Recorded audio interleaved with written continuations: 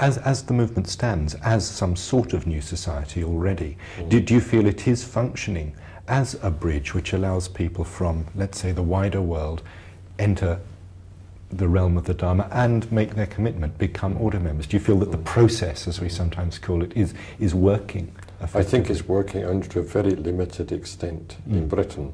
And after all, we mustn't forget that the FWBO is not confined to Britain. Indeed, yeah.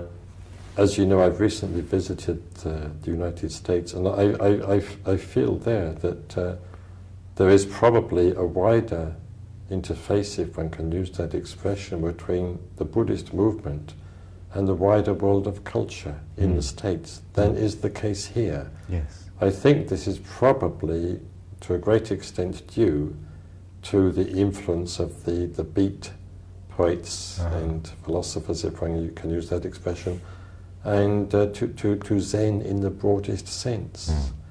It has succeeded in penetrating some areas, some elements of mainstream culture, which I think, well, in a way that has not happened in Britain.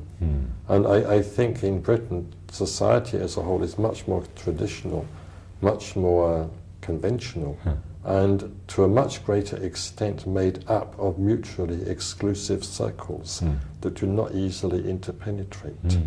I think in this respect, America, and I think probably Australia too, is a more open society. Yeah.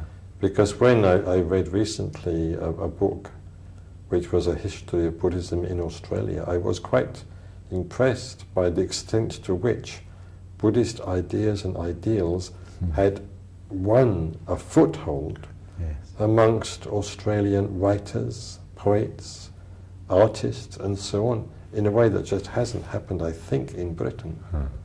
Right. Does this mean that the movement in Britain or worldwide has new directions to find in order to act as a catalyst between the Dharma and the culture, or between the culture and the Dharma? Do you feel there are new territories that we need to explore? I think we need to work out to a much greater extent the sort of principles, Dharma-based principles, that would be operative in these different spheres of cultural activity. Yes. Take, for instance, the arts. Well, what sort? If you are a Buddhist, and if you have, say, an artistic training, well, what sort of arts do you want to produce as a Buddhist? Yes. You don't simply want to illustrate the history of Buddhism or paint Tibetan-style tankas. I mean, that's not enough. But your artistic creativity should be based on your experience of the Buddhist spiritual life and be an expression of that, and be a means for other people of access to that. But this all needs to be worked out in considerable detail in all sorts of ways and in all sorts of other fields. I think we've hardly made a start in this respect.